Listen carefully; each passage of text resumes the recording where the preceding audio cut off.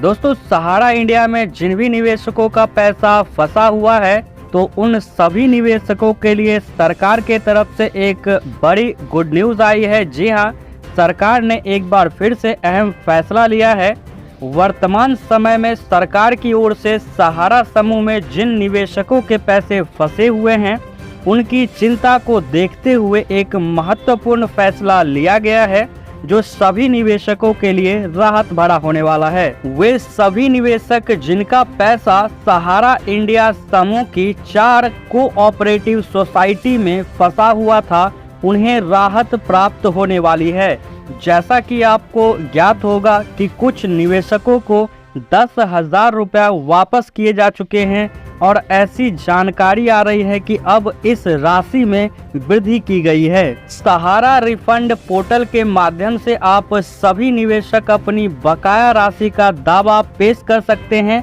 चूँकि फिलहाल सहारा इंडिया समूह लंबे समय से वित्तीय संकट से जूझ रहा है, इसके कारण ही देश के लाखों निवेशकों का पैसा फंसा हुआ है और वह अनेक समस्याओं को झेल रहे हैं। सभी निवेशकों को उनका फंसा हुआ पैसा वापस प्राप्त हो, इसके लिए सरकार के द्वारा भी अनेक प्रकार के प्रयास किए जा रहे हैं।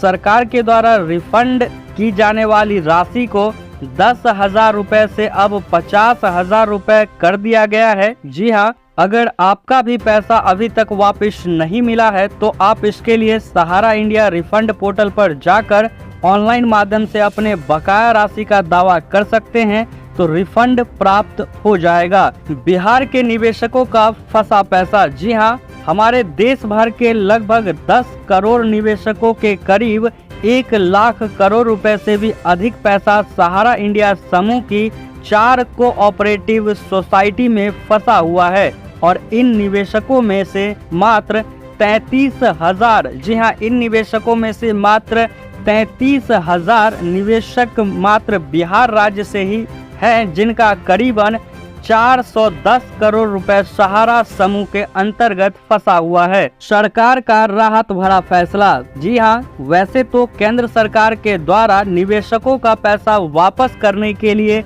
अनेक कदम उठाए गए हैं और अनेक निवेशकों को 10,000 रुपया वापस भी प्राप्त हो चुका है और कुछ समय में अनेक निवेशकों को पैसे वापस किए जाएंगे। इसके अलावा हाल ही में केंद्र सरकार के द्वारा वापस किए जाने वाले रिफंड को बढ़ाकर 50,000 तक कर दिया गया है।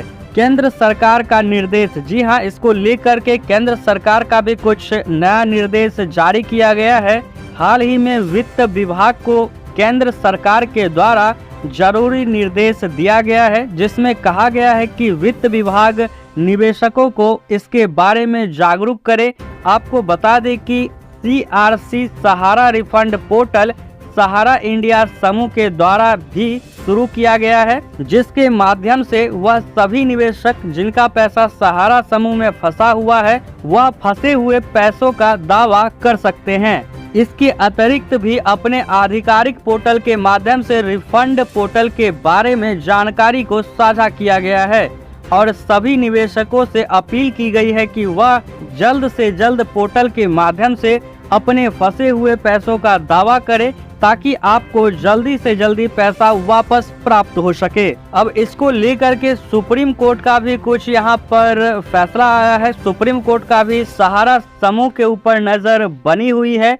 जी हाँ, सहारा समूह को अपने शीर्ष अधिकारियों एवं शेयर धारकों की जानकारी का निर्देश सुप्रीम कोर्ट के द्वारा हाल ही में दिया गया है और इसके साथ ही सुप्रीम कोर्ट के द्वारा ऐसी संपत्तियों की सूची भी मांगी गई है जिसे बेचकर 10,000 करोड़ रुपए जुटाए जा सकते हैं।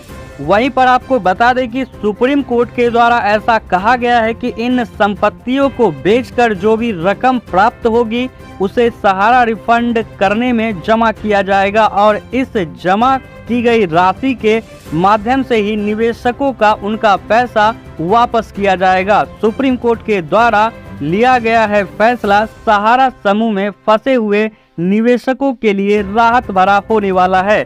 तो ये दोस्तों सहारा समूह को लेकर के एक छोटी सी अपडेट आ रही थी जिसके बारे में आपको मैंने बताया। तो आपको क्या लगता है कि जितने भी निवेशक हैं सहारा इंडिया में, जिन भी लोगों ने पैसा जमा किया है अलग अलग सोसाइटी के माध्यम से, तो उनका पैसा कब तक सरकार के द्वारा वापस मिल जाएगा? आप अपनी राय वीडियो के नीचे कमेंट जरूर करिएगा। चैनल पे पहली बार आए हैं, चैनल को सब्सक्राइब, वीडियो को लाइक शेयर जरूर करिएगा।